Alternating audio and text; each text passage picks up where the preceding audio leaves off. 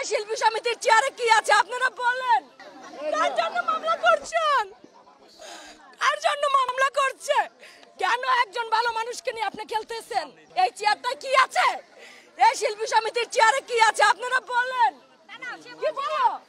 আমরা এটা জানতে চাই ওই চেয়ারটার ভিতরে কি আছে। মানে এই ব্যাপারগুলো আসলে আপনাদের জন্য সম্মানজনক কিনা? ভাই এমডিসির পরিচয় দিতে পারি না। আমি শুনেন, আমি দীপজল ভাইয়ের আম্মাজান ফিল্মে আমি কাজ করেছি। শুনেন, আগে পরিচয় দিলে সম্মান করতো শিল্পীদেরকে, আর এখন যদি বলি চলচ্চিত্রে কাজ করেছি তাইলে হাসি দেয়, লজ্জা পায় তারা। আপনি চলচ্চিত্রে কাজ করছেন, আপনার লগে কোনো কথা নাই। এই পর্যায়ে চলে গেছে। আমার একটা প্রশ্ন আছে, সেটা আপনি তো নিপুণ আপার সাথে দীর্ঘদিন আপনি সময় কাটিয়েছেন, কাছ থেকে জানেন নিপুণ আপা আসলে মানে কেমন, আসলে আপনার কাছে কেমন, একটা শিল্পী হিসাবে, মানুষ হিসাবে কেমন? সে নিজেরটা বুঝে, সে নিজেরটা ছাড়া কিছুই বুঝে না। সে শুধু নিজেরটাই বুঝে। তাকে দিয়ে যার লাভ আছে তাকে তার সাথে রাখে, এটাই বাস্তব। যেমন সাদিয়া মির্জা তার ট্রাম কার্ড, জেসমিন তার ট্রাম কার্ড, তাকে যাকে দিয়ে তার লাভ হচ্ছে তাকে তার সাথে রাখছে। আমাকে রিয়াকে দিয়ে লাভ হয় নাই, আমাকে রাখে নাই। ভাই আমি তো জানি না, আমি নিপুণের প্যানেলে আমি পাও রাখি না। এবার আমি দীপজল ভাইকে আমি কখনোই দেখি না কাউকে টাকা দিতে, যেটা আমি কিন্তু মেয়েদের কাছ থেকে মেয়েদের কাছ থেকে আমি শুনেছি সবাইকে, শুনেন, মেয়েদের কাছ থেকে আমি শুনেছি সবাইকে 12,000 টাকা করে দিয়েছে, 9,000 টাকা করে দিয়েছে, 2,000 টাকা করে দিয়েছে, 500 টাকা করে দিয়েছে।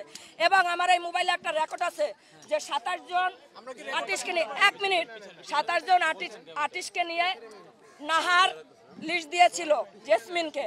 জেসমিন নাকি ডাবল টাকা নিয়েছে। এটা নিয়ে নিপুণের সাথে অনেক ঝগড়া হয়েছে। সেটা যে কোনো এক ডান্সারের কাছ থেকে ভয়েস সে বলেছে, আপু এই হয়েছে, এটা নিয়ে ঝগড়া হয়েছে। সেই বয়সটা এখনো আমার এখানে আছে, আমি আপনাকে পরে দিচ্ছি, এখানে এখনো আছে। সে যাইয়া শিশু মেলায় টাকা দিয়েছে, সেটার ভয়েসও এখানে আমার কাছে আছে। শুধু দীপজল ভাইটা আসবে। শুনেন, এই বয়সটা আমি এর আগেও দিয়েছিলাম। এই বয়সটা এর আগেও আমি দিয়েছিলাম। ঠিক আছে, না আমি এটা পরে দেব, আমি এটা এখন দেব না।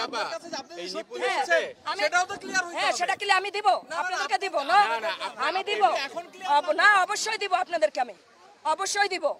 আমি তো বলি নাই দেব না, অবশ্যই ভয়েস দেব। ভয়েস আমার মোবাইলে আছে, আমি অবশ্যই দেব। আমি আজকে নাম এখানে মেনশন করব কি করব না সেটা আপনার রবিবার আমাদের দীপজল ভাইয়েরই আছে, আদালতেই আছে, তারপরে আমি অবশ্যই, তারপরে আমরা কথা বলবো। শুনেন, আজকে যতটুকু বলছি যথেষ্ট বলছি। দীপজল ভাইয়ের মতো মন খোলা মানুষ, দীপজল ভাইয়ের মতো মানুষের পৃথিবীতে 7 জনম জন্ম নিতে হবে।